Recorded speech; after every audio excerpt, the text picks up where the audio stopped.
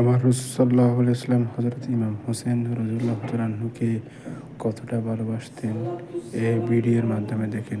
আলোচক মোহাম্মদ রহিম আল যেখানে আজহারি ফোরাত হুজুর। নদীর পানি কুকুরের জন্য উন্মুক্ত ছিল, গাধার জন্য উন্মুক্ত ছিল, কিন্তু সেদিন নবীর পরিবারের জন্য তারা পানি বন্ধ করে রেখেছিল।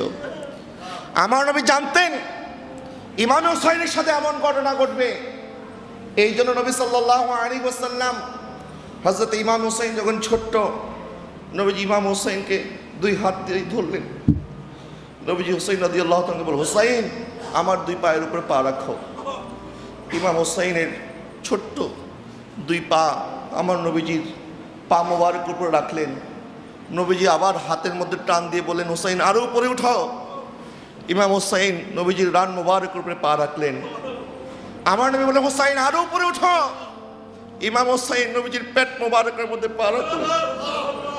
নবীজি ইমাম হুসাইনকে জড়িয়ে ধরলেন। ইমাম হুসাইনের দুই ঠোঁটের মাঝখানে আমার নবী জিহ্বা মোবারক প্রবেশ করে বললেন, হুসাইন এবার চুষো। ইমাম হুসাইন চুষতে লাগলেন। নবী জানেন কারবালায় 3 দিন পানি পানি করতে হবে, পানি দিবে না, তারা পানি বন্ধ করে দিবে। হুসাইন সেদিন যেন তৃষ্ণা লাগাগে, আজকে হাউজে কাউসারের চেয়ে মিঠা পানি আমি নবীর লোহাবে দেখান, তুমি চুষে নাও, কারবালায় তোমার কষ্ট যেন না হয়। নবীজি সাল্লাল্লাহু আলাইহি ওয়াসাল্লাম ইমাম হুসাইনকে এত বেশি মহব্বত করতেন। প্রতিদিন এমন নিত্য নতুন ভিডিও পেতে আমাদের চ্যানেলটি ফেসবুক পেজ সাবস্ক্রাইব ফলো করে আমাদের সঙ্গে থাকুন।